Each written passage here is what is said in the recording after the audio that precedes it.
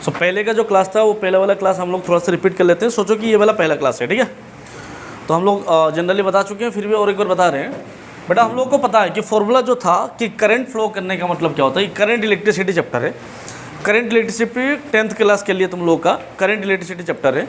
तो इसमें क्या पढ़ने वाले हैं बेटा ना, ये करंट का मतलब होता है इलेक्ट्रॉन का फ्लो होना। अगर कोई भी वायर हो, कुछ भी हो, अगर उसके अंदर करंट फ्लो करना शुरू कर देता है तो उसको बोलते हैं बेटा करंट इलेक्ट्रिसिटी। तो it means when current starts to flow through a wire is called current electricity. और इसमें इसको डायनामिक कंडीशन बोलते हैं। क्या बोलते हैं? डायनामिक। जैसे हम लोग इलेक्ट्रॉन को स्टडी करना शुरू किया तो इलेक्ट्रॉन अगर सोचो एक जगह पर खड़ा है तो उसको क्या बोलते हैं बेटा? इलेक्ट्रोस्टैटिक। मतलब electron is not in motion, but जब वायर के बीच में करंट इलेक्ट्रॉन छोड़ देते हैं तो यहाँ पर इलेक्ट्रॉन मूव करना शुरू कर देता है, तो इसको क्या बोलते हैं? इलेक्ट्रोडायनामिक। यहाँ पर इलेक्ट्रॉन मूव करना शुरू कर देता है, ठीक है, इलेक्ट्रोडायनामिक। तो अभी जो चैप्टर हम लोग पढ़ने वाले हैं वो क्या है बेटा? Electrodynamic. It is not electrostatic, it is electrodynamic. यहाँ पर करंट इलेक्ट्रिसिटी मतलब इलेक्ट्रॉन मूव कर रहा है, ठीक है। अच्छा, तो देखो यहाँ पर तो हम एक चीज़ बता रहे थे तुम लोगों को, जैसे एक ऑब्जेक्ट होता है ना, इस ऑब्जेक्ट में जितना प्लस होता है उतना माइनस होता है। प्लस एंड माइनस का अमाउंट हमेशा क्या रहता है? इक्वल होता है, ठीक है। मतलब जितना प्लस चार्ज होता है उतना माइनस चार्ज होता है, क्योंकि हम हर बॉडी इस दुनिया में जितना भी ऑब्जेक्ट है हर कोई एक इक्विलिब्रियम कंडीशन और न्यूट्रल कंडीशन में होता है। न्यूट्रल कंडीशन मतलब जितना प्लस होता है उतना माइनस होता है, उससे ज़्यादा कम नहीं हो सकता।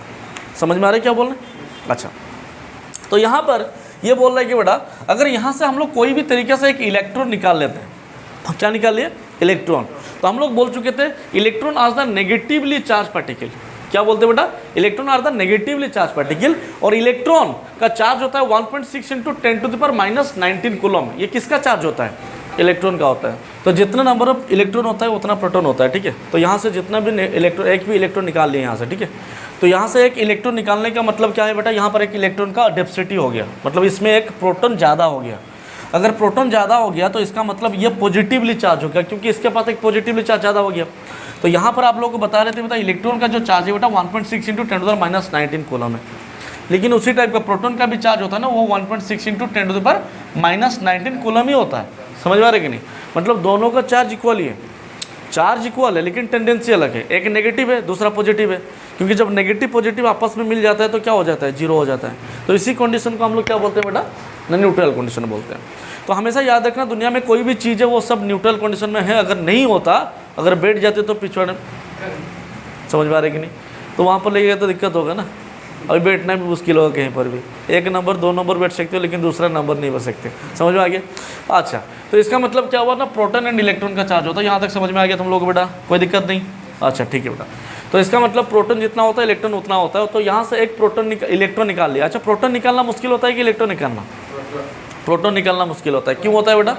क्योंकि प्रोटॉन में वो न्यूक्लियस के अंदर होता है और इलेक्ट्रॉन जो होता है ना बाहर होता है। तो हमेशा हमको पता रखना है कि प्रोटॉन अंदर है और इलेक्ट्रॉन बाहर है।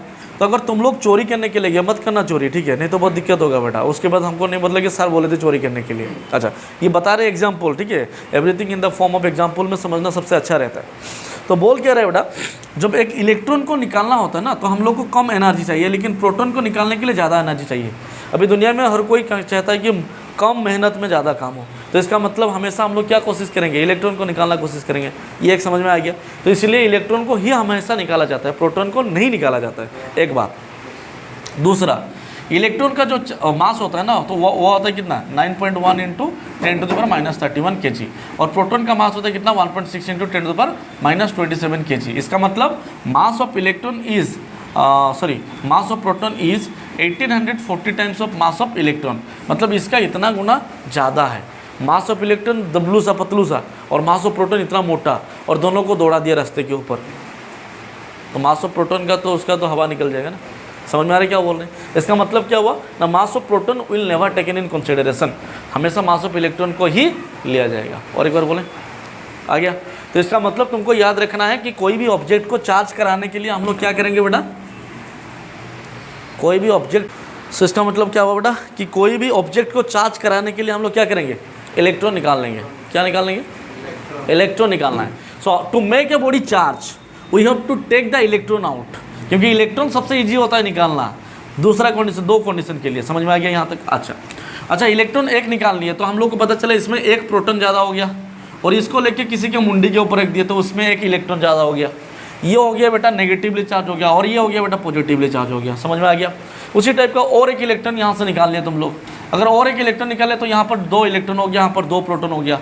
उसी टाइप का इलेक्ट्रॉन निकालते गए और इलेक्ट्रॉन डालते गए। जितना इलेक्ट्रॉन डालोगे धीरे धीरे उसका अमाउंट और चार्ज इंक्रीज होता हुआ जाएगा। अच्छा 1, उसके बाद 3 इलेक्ट्रॉन, उसके बाद 4 इलेक्ट्रॉन, उसके बाद 5 इलेक्ट्रॉन, टोटल n इलेक्ट्रॉन। तो कितना इलेक्ट्रॉन हुआ? n number. तो किसी एक ऑब्जेक्ट में चार्ज कितना है पता कब चलेगा ना? वहाँ से कितना इलेक्ट्रॉन निकल गया, उसी इलेक्ट्रॉन को तुम लोग प्लस कर दो तो मिल जाएगा तुम लोग को। समझ में आ गया कि नहीं? तो सोचो Ne का मतलब होता है चार्ज, इसको बोलते हैं बेटा क्वांटाइजेशन, जो सेकेंड ईयर +2 में पढ़ोगे तुम लोग, ठीक है? तो इसको क्या बोलते हैं बेटा? Quantization of charge. क्या बोलते हैं? Quantization of charge. मतलब द अलजेब्रिक सम ऑफ, लिख लेना है इसको, लिख चुके हो तुम लोग, मतलब कभी the algebraic sum of all the electrons taken out और given to a body is called quantisation of charge. जैसे क्वेश्चन बोले थे कि 5 electrons are taken out from a body, then what is the charge of the object? Q is equal to 5 electron, 5 electron, तो एक electron का charge होता है 1.6 × 10⁻⁻⁹, तो 5 कितना हुआ? 8 × 10⁻⁹ कूलम चार्ज हो गया। तो कूलम जो बोले यहाँ पर, वो क्या बोले बेटा? बेटा वहाँ पर कि relation of charge current with respect to time and frequency velocity के साथ, ठीक है? तो हम लोग को पता है बेटा Q is equal to number of electron होता है, Q equal to number of electron होता है, ठीक है? और हम लोग को पता है Q is equal to IT होता है। समझ में आ रहा है कि नहीं? तो यहाँ पर कौन सा रिलेशन है बेटा? ये करंट। क्या है बेटा? करंट। तो करंट क्या होता है बेटा ना? Rate of flow of charge.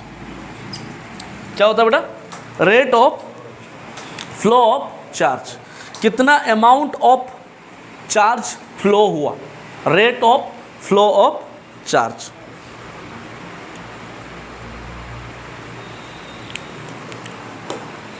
So बेटा जो rate of flow of charge हुआ, सो इसका मतलब I इक्वल टू कितना हुआ बेटा ना? I equal to Q/T। Rate मतलब टाइम के हिसाब से जो होता है उसको रेट बोलते हैं। तो I इक्वल टू Q/T होता है।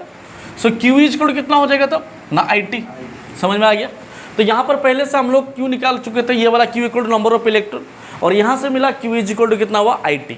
अगर ये दोनों को कंपेयर कर लेते हैं बेटा तो हम लोग को मिलेगा IT इज इक्वल टू कितना होगा? Ne होगा, ठीक है? अच्छा नेक्स्ट कंडीशन वाला बेटा ना I is equal to Ne/T होता है। क्या होता है बेटा? Ne/T। समझ में आ गया? अच्छा T क्या होता है? टाइम। क्या होता है? Time. And we know that 1/T equal to frequency होता है। 1/T क्या होता है? Frequency. So I can I equal to NEF, ये भी हो सकता है। आ गया समझ में? I equal to NEF, Ne/T होता है, 1/T इक्वल टू F होता है, NEF हो गया।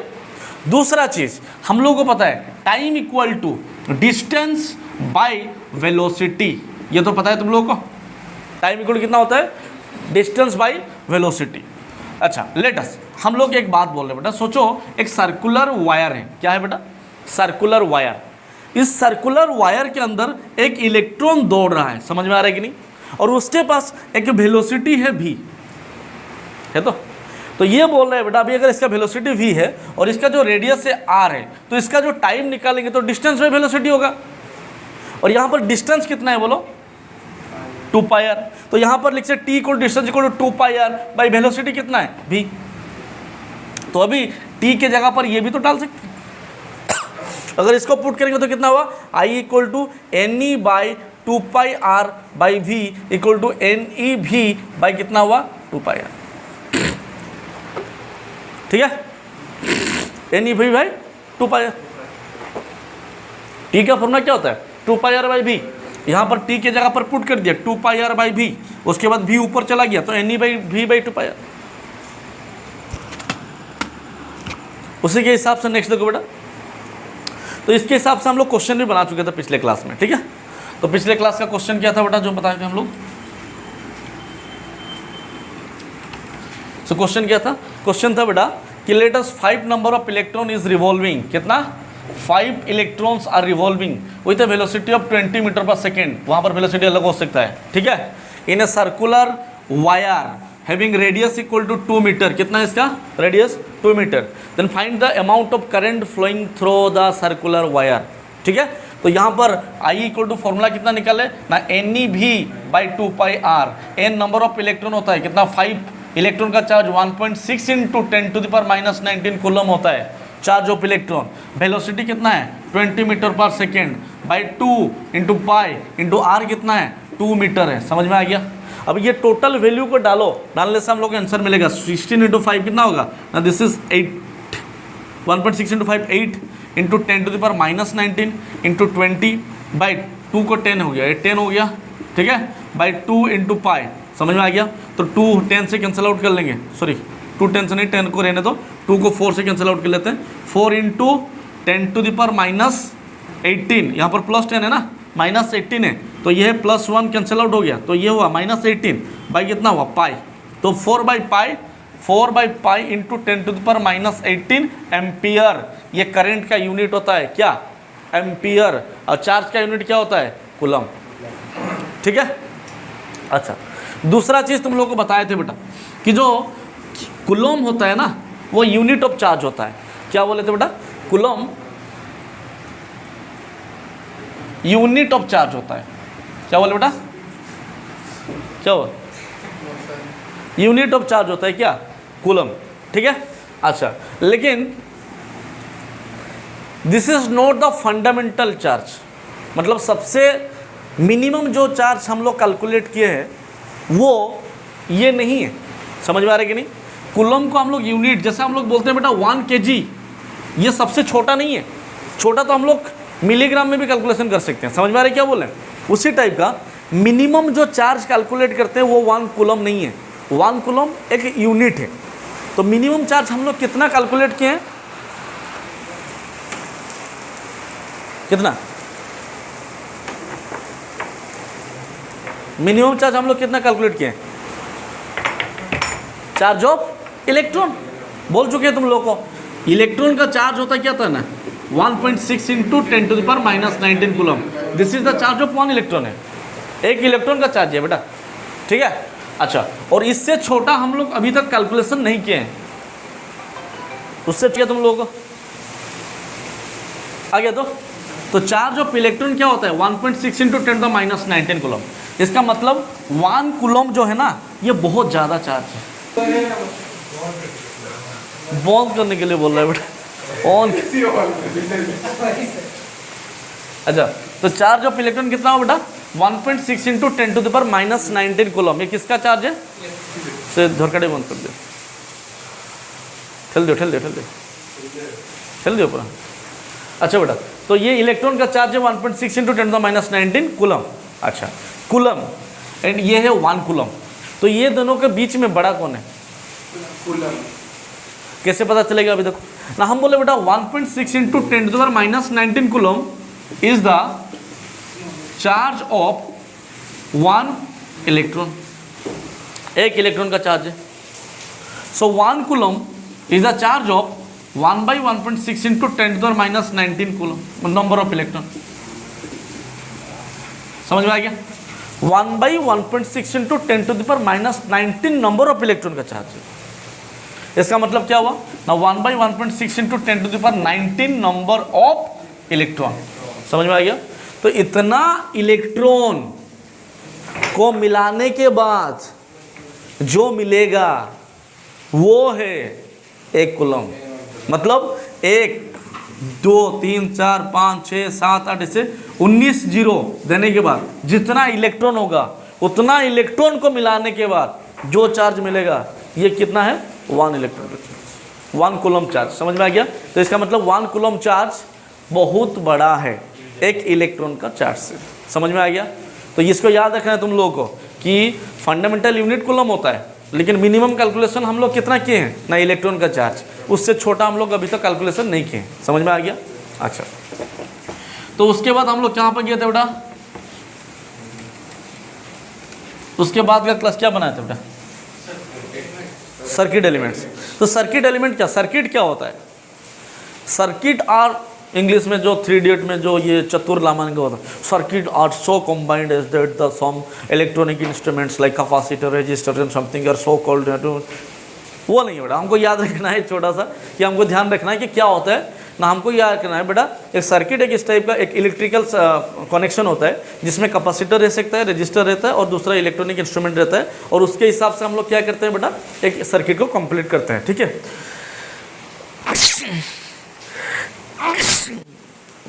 सीखने भी डर लग रहा है। ठीक है, तो इसका बोलो क्या बोला, समझ में आ गया तुम लोगों को। तो सर्किट क्या होता है, circuit are so combined a number of capacitors, resistors and other electrical instrument जो होता है, सबको मिलाने के बाद उसमें करंट फ्लो कर सकता है। एक करंट फ्लो करने के बाद एक डेफिनेट वार्क तुम लोगों को मिले, बिना वार्क में कोई चीज़ हम लोग के लिए फायदामंद नहीं होता है। समझ में आ रहा है कि नहीं। तो दुनिया में कुछ भी हो जो कुछ वार्क आउटपुट देता है उसी को हम लोग यूज़ किया जाता है। समझ में आ रही है। तो circuit are so combined which contain so many electrical instruments. ठीक है, अच्छा, तो उसमें इलेक्ट्रिकल जो सर्किट है, सर्किट एलिमेंट्स क्या होता है।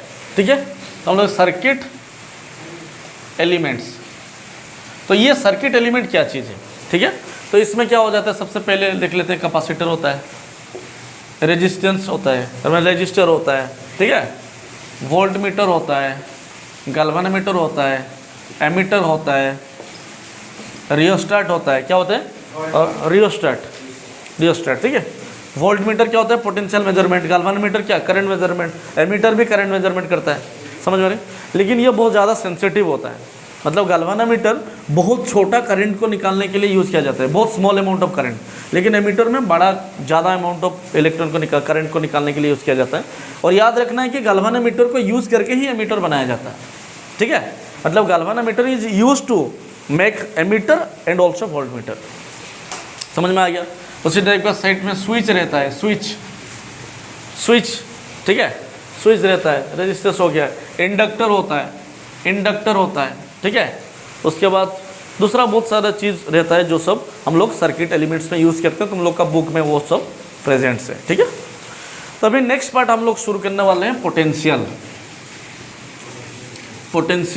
ठीक है, क्या बोले बेटा, यस, पोटेंशियल। ये क्या होता है बेटा, एनर्जी डिफरेंस होता है बेटा। क्या बोले बेटा, एनर्जी डिफरेंस होता है बेटा। मतलब जो करंट फ्लो करता है ना, करंट जो फ्लो करता है वो क्यों करता है, अगर कोई डिफरेंस नहीं हो तो कुछ नहीं फ्लो करेगा बेटा। दुनिया में अगर डिफरेंस नहीं होगा तो अस्थिरता आ जाएगा। भौतिक दुनिया का ये सबसे बड़ा सच्चाई है। समझ में आ रहा है कि नहीं। तो इसीलिए जैसे पहाड़ के ऊपर झरना बनता है, ठीक है, और ये झरना नीचे जाता है, तो ये जो हाइट का अस्थिर डिफरेंस है यही पोटेंशियल क्रिएट करता है। और उसी पोटेंशियल की वजह से करंट, मतलब जो ये वाटर फ्लो करता है। तो तुम लोग को बोलते हो ना कि वाटर में करंट बहुत ज़्यादा है, इसका मतलब क्या, उसमें बिजली को ही डाल दिया, उसका जो बहाव वो ज़्यादा होता है, फ्लो ज़्यादा होता है। This is called current. जितना ऊंचाई से आएगा उतना ज़्यादा करंट होगा, तो जितना पोटेंशियल ज़्यादा डिफरेंस होगा उतना ज़्यादा करंट जाएगा। तो ये हो गया करंट, मतलब जो फ्लो करता है। तो पोटेंशियल क्या होता है, एनर्जी डिफरेंस। तो अभी करंट जो फ्लो करता है ना वो हमेशा हायर पोटेंशियल से लोअर पोटेंशियल जाता है। सोचो कि कहाँ पर 12 वोल्ट है और एक जगह पर 6 वोल्ट है। समझ में आ रहा है कि नहीं। अभी ये 12 वोल्ट को 6 वोल्ट के साथ कनेक्शन कर दो तो यहाँ से यहाँ तक करंट फ्लो करना शुरू कर देगा। The current will start to flow from the higher potential to the lower potential. समझ में आ रहा है कि नहीं। अगर वहाँ पर अस्थिरता ना हो, डिफरेंस ना हो, विद्युत प्रवाहित नहीं हो सकता। समझ में आ रहा है कि नहीं। करंट को, विद्युत को फ्लो करने के लिए वहाँ पर एक डिफरेंस होना ही चाहिए। अगर समानता होगा तो फ्लो नहीं करेगा। क्यों फ्लो करता है, समानता लाने के लिए। तो याद रखना है तुम लोगों को कि इक्वालिटी मेंटेन करना हर कोई दुनिया में चाहता है, इसीलिए दुनिया में सब कुछ चल रहा है। समझ में आ रहा है कि नहीं। तो इसका मतलब जब यहाँ पर 12 वोल्ट है, यहाँ पर 6 वोल्ट है, ये कोशिश करेगा इसको दे कितना तक देगा, जब तक दोनों में बराबरी नहीं आ जाता है। समझ में आ रहा है कि नहीं, समझ में आ गया। तो तब तक करंट फ्लो करता रहेगा जब तक दोनों में पोटेंशियल डिफरेंस होगा। तो ये पोटेंशियल डिफरेंस को क्रिएट करने के लिए हम लोग एक आदमी को बिठाते हैं, एक मशीन को बिठाते हैं, उस मशीन को बोलते हैं बैटरी। समझ में आ रही कि नहीं? बैटरी बोलते हैं, उसका एक ईएमएफ होता है, एक एनर्जी होता है। समझ में आ रही कि नहीं? और यहाँ पर हम लोग कुछ एक रेजिस्टेंस, एक पहाड़, एक पर्वत को बिठाए देते हैं। समझ में आ रही कि नहीं? और ये बोलता है कि ज़बरदस्ती करंट को फ्लो कराने के लिए कोशिश करता है, क्योंकि यहाँ पर प्लस होता है, यहाँ पर माइनस होता है, मतलब यहाँ पर ज़्यादा पोटेंशियल होता है, यहाँ पर कम पोटेंशियल होता है। सो हायर पोटेंशियल से लोअर पोटेंशियल को करंट फ्लो करता रहता है, इसी को बोलते हैं बेटा पोटेंशियल डिफरेंट। ठीक है? और इसको बैटरी में सेल बोलते हैं, सेल का जो पोटेंशियल होता है उसको ईएमएफ बोलते हैं, इलेक्ट्रोमोटिव फोर्स बोलते हैं इसको, इलेक्ट्रोमोटिव फोर्स। ये मोटिव का मतलब क्या है? इलेक्ट्रॉन को मूव कराना। तो एक आदमी चाहिए जो ये काम को करेगा। समझ में आ रही कि नहीं? उस आदमी को क्या बोलते हैं? समझ में आ रही कि नहीं? अगर बैटरी नहीं होता तो करंट नहीं आता। समझ में आ रही क्या बोल रहे हैं? इसका मतलब क्या है कि एक continuous process is going on. यहाँ पर एक बॉल अंदर जा रहा है और बॉल इधर से निकल रहा है, लेकिन यहाँ पर एक आदमी तो चाहिए ना उसी बॉल को फिर यहाँ पर डालने के लिए। वो आदमी कौन है? ये बैटरी है, जो इसको इलेक्ट्रॉन को बार बार जाने के लिए मजबूर कर रहा है। समझ में आ रहा है कि नहीं? तो this is called flow of current due to a potential difference. ठीक है? उसके बाद क्या हुआ? Ohm's law. क्या बोलते हैं बेटा? Ohm's law, OHM, Ohm's law. Book को रख दो थोड़ा सा, यहाँ पर रख दो बुक, देख लेते हैं क्या क्या है तुम लोगों का, नहीं तो बहुत ज़्यादा पढ़ा देंगे उसके बाद दिक्कत आ जाएगी तुम लोगों का। ठीक है?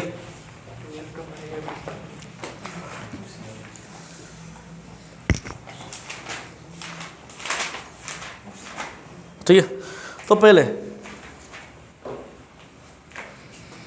ओम कौन है? होगा कोई साइंटिस्ट जिसका डेफिनेटली कुछ काम धंधा नहीं था, टेंशन देके चला गया हम लोगों को। थोड़ी पढ़ते हम लोग, बाहर आराम से बैल फैल लेके जाते चराने के लिए बाहर चरागांव में। ठीक है? मस्ती करते दोस्तों के साथ, पेड़ के ऊपर चढ़ते ना। अभी वो लोग बना के चला गया, अभी पढ़ना पड़ा है हम लोगों को, नहीं तो पापा मम्मी लोग भी छोड़ेंगे नहीं, तो उसी के लिए पढ़ना पड़ रहा है। तो ओम को अगर सामने मिल जाता ना तो पकड़ के देते देते क्या? हम नहीं देते। देखो, लेकिन देखो ये क्या है? Ohm's law. ओम क्या है? एक साइंटिस्ट है। ये बोल क्या रहा है बेटा? ये एक तथ्य दिया, तथ्य। हिंदी बहुत खतरनाक बोल रहे हैं, तथ्य। ठीक है? इसका मतलब क्या हुआ? ये बोल रहा है कि बेटा कि सोचो एक इस टाइप का बैटरी कनेक्टेड है और यहाँ पर एक रेजिस्टेंस वायर लगा हुआ है। समझ में आ रही कि नहीं? तो इसमें क्या दे दिया? Resistance wire. इस रेजिस्टेंस क्या होता है उसको बताने के लिए बोला ओम्स लॉ क्या होता है। ओम बोला कि जितना ज़्यादा पोटेंशियल होगा बेटा उतना ज़्यादा करंट होगा under a definite temperature. Temperature को डेफिनेट बोल दिया, कांस्टेंट टेम्परेचर, उसको बढ़ाने नहीं दे रहा है, दिक्कत है। तो मतलब इसका मतलब टेम्परेचर एक फैक्टर है उसको, लेकिन अभी नहीं पढ़ेंगे हम लोग को सिर्फ देखना है कि टेम्परेचर कांस्टेंट होना चाहिए। बढ़ेगा तो दिक्कत होगा, घटेगा भी दिक्कत होगा। ठीक है? तो बोला under a definite temperature that potential is directly proportional to current. Definition हो गया ओम्स लॉ का। अंडर ए कांस्टेंट टेम्परेचर और definite temperature potential directly proportional to current होता है। तो डायरेक्टली प्रोपोर्शनल मतलब समानुपाती, समान अनुपात। समझ में आ रहा है कि नहीं? इसका मतलब क्या हुआ? अभी बोले साहिल का जो उम्र है और छोटू का उम्र से 4 साल ज़्यादा है और ये एक रेशियो में जा रहा है, समानुपाती, डायरेक्टली प्रोपोर्शनल। तो छोटू अगर 5 साल होगा तो ये उसका 4 गुना ज़्यादा होगा, फिर ये कुछ साल हो गया फिर उसका 4 गुना ज़्यादा हो गया, मतलब छोटू 20 हुआ तो 4 गुना 80 हो गया। समझ में आ रहा है क्या बोल रहे हैं? हाँ? तो इसका मतलब क्या बेटा? ये बोला कि potential directly proportional to current है। अगर डायरेक्टली प्रोपोर्शनल को हटाया जाता है ना तो वहाँ पर एक प्रोपोर्शनलिटी कांस्टेंट दिया जाता है, और इसको ध्यान में बिठाना है कि अभी ज़िंदगी भर चलना है प्रोपोर्शनलिटी कांस्टेंट के साथ। तो मतलब potential is equal to proportionality constant, यहाँ पर के होता है, हम लोग आर लिखेंगे और आई, क्योंकि हम ओम्स लॉ पढ़ रहे हैं। और ये जो प्रोपोर्शनलिटी कांस्टेंट उसको हम लोग क्या बोलते हैं? रेजिस्टेंस। क्या होता है बेटा? तो रेजिस्टेंस एक प्रोपोर्शनलिटी कांस्टेंट है। समझ में आ रहा है कि नहीं? So now here R equal to कितना हो गया ना? V/I, potential by current. ठीक है। और रेजिस्टेंस का यूनिट क्या होता है ना, रेजिस्टेंस का यूनिट होता है ओम।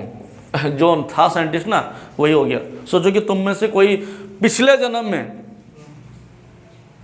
ओम हो गए, कौन बोल सकते हैं? तो बोल हम भी हो सकते हैं। सोचो कि हम पिछले जन्म में ओम थे, अगर हमको पता होता तो आज हम तो एकदम टेक बैग लगा के घूमते बाहर, ठीक है, लेकिन नहीं पता है। अच्छा, तो इसका मतलब क्या हुआ ना, उसका यूनिट क्या हो गया ओम, और उसका सिंबल हो गया टोपी का उल्टा, उल्टा टोपी, ठीक है।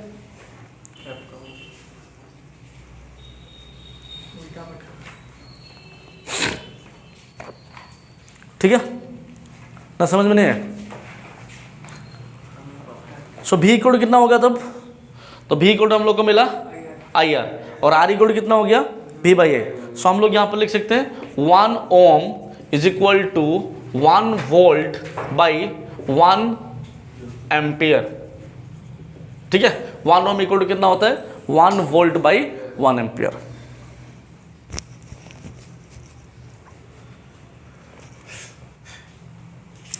वन वोल्ट बाई 1 एम्पियर, ठीक है।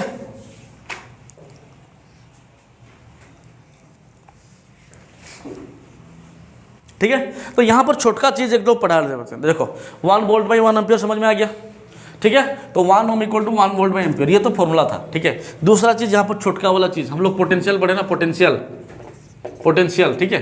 तो अभी पढ़ेंगे वार्डन। तो पोटेंशियल वार्डन इक्वल टू कितना होता है, डब्ल्यू इक्वल टू कितना होता है, वी क्यू होता है, पोटेंशियल इंटू चार्ज। तो वी इक्वल कितना होगा वार्डन बाई चार्ज। अभी बोलोगे इसका मतलब क्या है, समझ में आ रहा है कि नहीं? इसको पिछले क्लास में बता चुके हैं। सोचो, क्या सोचो, सोचो, सोचो एक बैटरी है तो है, मेरा क्या जा रहा है, तुम्हारा क्या जा रहा है। एक बैटरी है और उस बैटरी का काम क्या है ना, एक इलेक्ट्रॉन को बेटा यहां से लेके यहां तक पहुंचना है। तो मेरा क्या दिक्कत है, समझ में आ रहा है क्या बोल रहे हैं? इसका मतलब इस बैटरी का जो काम है, ये काम है एक इलेक्ट्रॉन को यहां से लेके यहां तक पहुंचाना। तो ये क्या किया, कुछ काम किया। तो the work done by a battery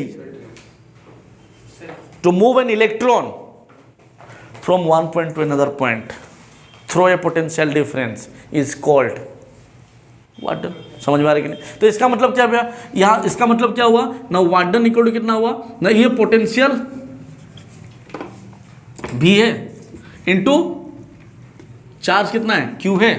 ये क्यू चार्ज को भी पोटेंशियल, इसका पोटेंशियल भी था ना, क्यू चार्ज को भी पोटेंशियल में मूव कराना था, वो कितना हो गया वार्डन हो गया। और एक बार बोले, मतलब सोचो कि ये दोनों पॉइंट है, ये ए पॉइंट है बी पॉइंट है, इस पॉइंट का जो पोटेंशियल डिफरेंस कितना है बी है, और क्यू अमाउंट ऑफ चार्ज को हम लोग मूव करा रहे हैं, कहाँ से कहाँ, यहाँ से यहाँ तक। इसका मतलब कितना वार्डन हुआ ना, work done equal to V Q हो गया। समझ में आ गया कि नहीं बेटा?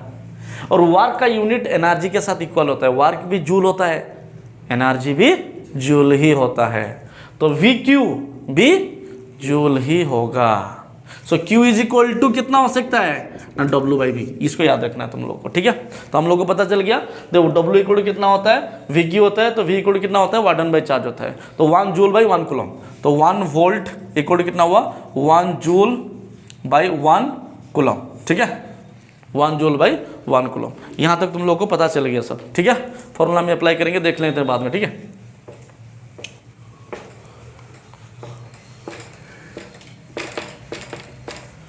सो उसको वार्डन बाई पोटेंशियल बोलते हैं, ठीक है। अच्छा, नेक्स्ट बेटा देख लो, रेजिस्टेंस के बाद बेटा रेजिस्टिविटी पढ़ना है। क्या पढ़ना है? रेजिस्टिविटी। ये चीज क्या है, what is the meaning of resistivity? The reciprocal of conductivity is called resistivity. नहीं समझ में आ गया? और एक बार बोल रहे हैं, रेजिस्टिविटी चीज क्या है? हम बोले बेटा कि एक मटेरियल है तुम्हारे पास, है ना, वो जो मटेरियल है ना, ये मटेरियल का एक अपना रेजिस्टेंस है। समझ में आ रहा है कि नहीं? उसका एक रेजिस्टेंस है। अच्छा, अभी जो रेजिस्टेंस जो चीज है ना, वो रेजिस्टेंस वेरी कर सकता है, रेजिस्टेंस वेरी कर सकता है एक मटेरियल के लिए। सोचो, हम एक 5 मीटर का लंबा तार लिए और एक 10 मीटर का लंबा तार लिए, और इसका जो रेजिस्टेंस निकाले, इसका जो रेजिस्टेंस निकाले, दोनों का रेजिस्टेंस अलग है। समझ में आ रहा है? दोनों का रेजिस्टेंस अलग है, लेकिन इसका रेजिस्टिविटी जो है ना, वो कांस्टेंट होता है। समझ में आ रहा है क्या बोल रहे हैं? इसका मतलब resistance of a material may differ but resistivity of a material remain constant. नहीं समझ में आया? बुझल ना? ना और एक बार बोले, और एक बार। रेजिस्टिविटी ऑफ ए मटेरियल क्या बोले बेटा? कांस्टेंट, लेकिन resistance of a material changes. समझ में आ रही क्या बोला? अच्छा, अभी तुम लोग को बोले बेटा देखो, तुम लोग के पास कॉपर वायर है, कॉपर वायर है, सिल्वर है। तो कॉपर का 2 वायर है, एक 5 मीटर एक 10 मीटर, और सिल्वर का 2 वायर है, एक 5 मीटर एक 10 मीटर। नहीं समझ में आया? तो कॉपर का 2 वायर 5-10, सिल्वर का 2 वायर 5-10। नहीं समझ में आया? और एक बार बोले।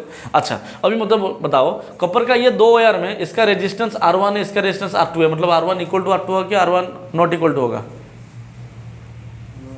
नॉट इक्वल टू होगा, मतलब रेजिस्टेंस इसका इक्वल नहीं है। समझ में आ रहा है कि नहीं? लेकिन रेजिस्टिविटी इसका इक्वल है, तो ρ1 इक्वल टू ρ2 होगा, लेकिन R1 not equal to R2 होगा। आ रहा है समझ में?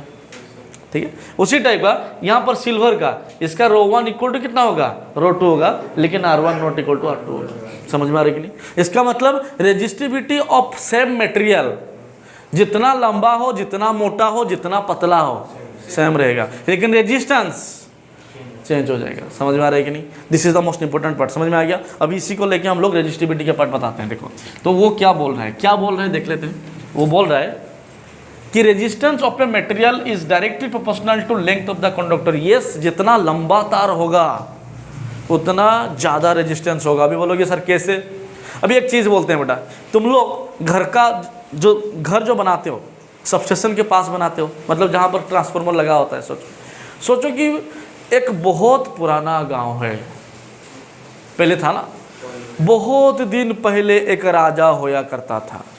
तो सोचो कि बहुत पुराना गांव है, और उस गांव में, गांव का लास्ट एंड में जो भूतिया कहानी होता है, ठीक है, एक डाक बंगला है, और उस डाक बंगला में जो तार लगा हुआ है, वो जो ट्रांसफार्मर से गया हुआ है, वो बहुत दूर से गया हुआ है। क्या बोल रहे? बहुत दूर से गया हुआ है। समझ में आ रहा है कि नहीं? ये पढ़े, बहुत दूर से गया हुआ है। अभी बहुत दूर से तार गया है, और एक घर है जो पास में गया हुआ है। अभी बोलो किसका घर का लाइट ज़्यादा जोर से चल रहा होगा? समझ में आ रहा है कि नहीं? तो इसीलिए तो डाक बंगला में भूत निकलता है, क्योंकि दूर में होता है ना, दिखाई नहीं देगा तो कुछ भी तो भूत होगा। और ये पास होता है, इसका मतलब कितना हुआ? लेंथ ज़्यादा हुआ, रेजिस्टेंस ज़्यादा हो गया। अगर रेजिस्टेंस ज़्यादा हुआ, डीम हो गया ना बल्ब। समझ में आ रही कि नहीं? ना वर्गर बोले, वोल्टेज लो हो गया। इसका मतलब क्या बोला ना? रेजिस्टेंस जितना, लेंथ जितना ज़्यादा होगा, रेजिस्टेंस उतना ज़्यादा होगा। दूसरा बोल रहा है कि resistance is inversely proportional to area of the cross section. अभी बोला कि तार जितना मोटा होगा, रेजिस्टेंस उतना कम होगा। तुम लोग सर कैसे बता के दिखाइए। एक काम करते हैं, ठीक है, घर पे जो तुम लोग का जो बाहर से जो खुंटा से जो वायर आया है ना, उसमें जो सिल्वर वायर है, तो सिल्वर तो नहीं होता है, कॉपर वायर होता है, वो मोटा होता है ना, थोड़ा सा पतला वाला ले आते तो क्या होता है? जल जाता बेटा। क्यों ना? रेजिस्टेंस बहुत ज़्यादा हो जाता। जब तार मोटा हो जाता है ना, तो रेजिस्टेंस इंक्रीज हो जाता है, डिक्रीज हो जाता है। समझ में आ रहा है कि नहीं? अभी देखो, तुमको इतना खिलाएंगे तो खा सकते हो।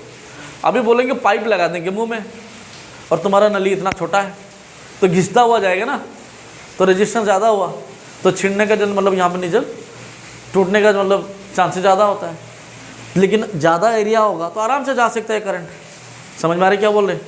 इसका मतलब इनवर्सली प्रोपोर्शनल टू एरिया होता है। तो दोनों को बेटा कंपेयर कर लेते हैं, तो क्या होगा? R L by A, L ऊपर नीचे ए, और प्रोपोर्शनलिटी को हटाना है, इक्वल टू लगाना है, तो प्रोपोर्शनलिटी कांस्टेंट लगाना है, एल बाई ए करना है। आ गया समझ में? क्या दिक्कत? तो इसको बोलते हैं बेटा रो इक्वल टू क्या बोलते हैं बेटा? ना resistivity, resistivity of a material. तो हमेशा याद रखना, this is the resistivity of a material. Formula क्या है? R equal to rho L by A. तो रो इक्वल टू कहते हैं, रो कितना होगा? R A by L. ठीक है, तो यहां से हम लोग को पता चला और एक चीज, resistivity of same material remain constant, हाँ, बट रेजिस्टेंस में differ according to its shape and size. Shape and size के ऊपर डिपेंड करता है। अभी क्वेश्चन पूछेगा तुमको, एक मोटा पतला, मोटू पतलू जो है ना, एक मोटा पतला वायर है, किसमें रेजिस्टेंस ज़्यादा होगा? पतला में। किसमें कम होगा? मोटा में। समझ में आ गया? अच्छा, तो अभी देखो क्वेश्चन इसके ऊपर किस टाइप का डाल सकते हैं, क्वेश्चन किस टाइप का डाल सकते हैं इसमें। क्वेश्चन देखो, क्वेश्चन पूछेगा, लेट अस, क्वेश्चन बोल रहा है कि वायर इज ड्रैग, चला, in such a way that its length become double। समझ में आ रहा है कि नहीं? Then find the change in resistance, find the change in resistance, और R1 by R2 निकालने के लिए बोल रहा है। समझ में आ रहा है क्या बोल रहे हैं? रेजिस्टेंस कितना चेंज हुआ? तो पहले में R इक्वल टू कितना था, इसका एरिया A था, तो रो L बाई A था। ये तो आंख बंद करके लिख सकते हो, लेकिन आंख बंद करके मत लिखना, गलती हो गया तो आंख को खोल के लिखना। वो भी सीरियसली सुन रहे हो क्या? मजाक